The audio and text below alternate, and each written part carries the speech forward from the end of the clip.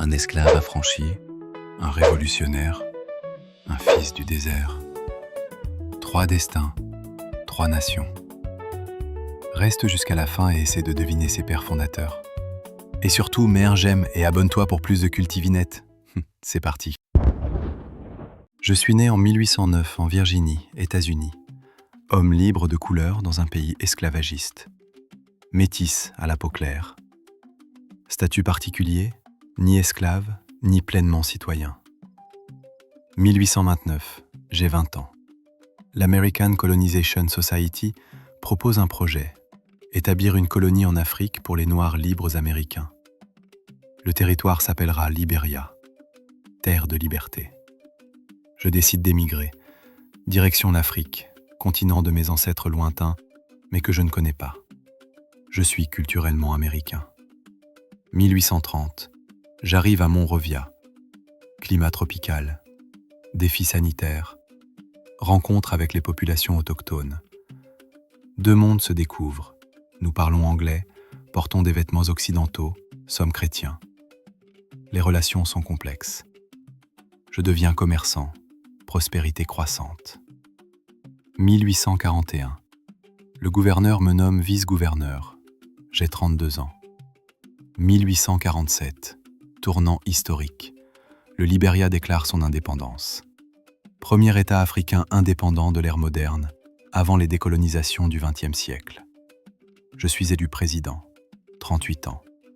République noire pionnière. Je rédige la Constitution, largement inspirée du modèle américain. Principe démocratique inscrit dans le texte fondateur. Tension structurelle. La citoyenneté pleine est réservée aux Américo-Libériens, descendants de colons américains. Les populations autochtones africaines ont un statut différent, sans droits politiques égaux. Système à 2 vitesses qui perdurera longtemps.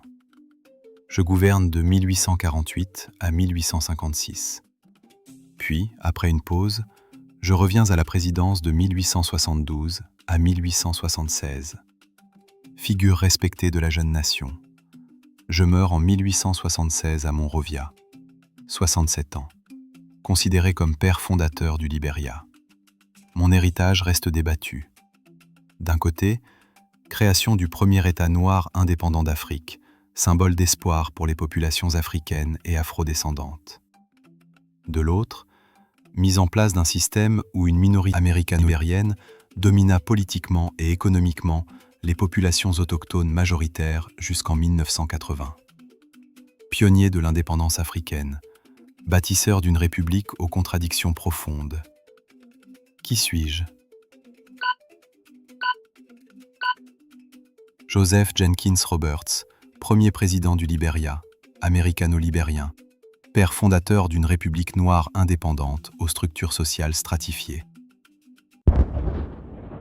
Je suis né en 1931 en Guinée-Bissau, colonie portugaise. Mon demi-frère ? Un intellectuel révolutionnaire brillant, lui, le théoricien. Moi, l'homme de terrain. 1956. Mon frère Amilcar fonde le PAIGC, Parti africain pour l'indépendance de la Guinée et du Cap-Vert. Objectif : libérer nos territoires du colonialisme portugais. Les moyens sont limités, mais la détermination immense. 1963, la lutte armée commence. Guérilla dans les forêts. Tactique de résistance. Face à l'armée portugaise moderne, nous développons une guerre asymétrique. Je coordonne les opérations militaires sur le terrain. Mon frère incarne la vision politique et intellectuelle du mouvement.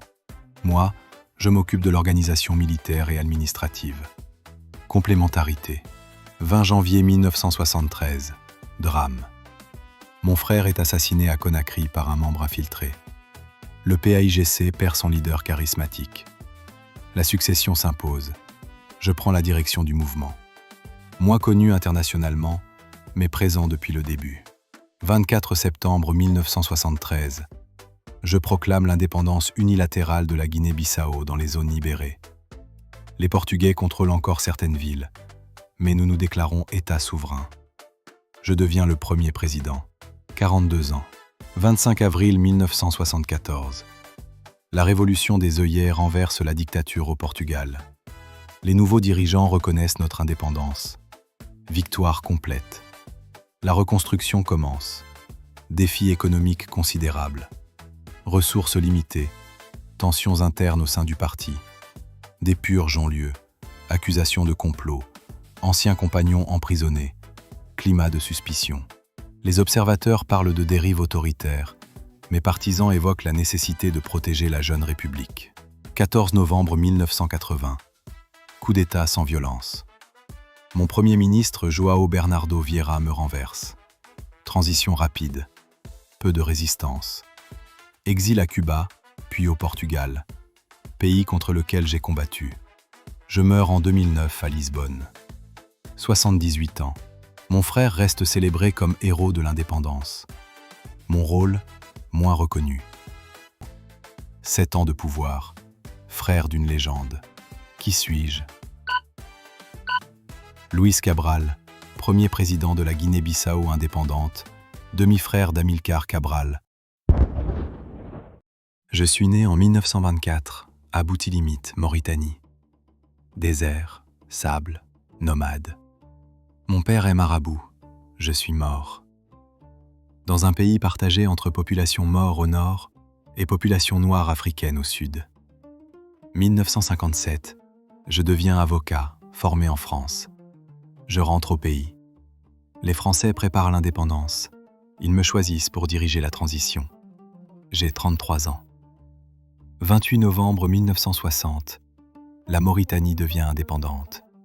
Je suis le premier président. J'ai 36 ans. Mon défi immense, unir un pays aux multiples identités.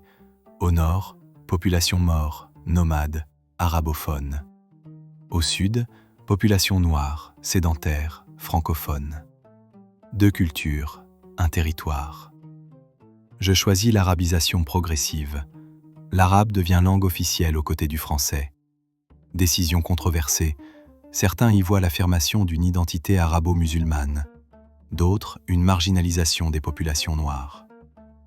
1964, je mets en place le Parti du peuple mauritanien, parti unique. Pour l'unité nationale, j'explique. Le pluralisme politique disparaît.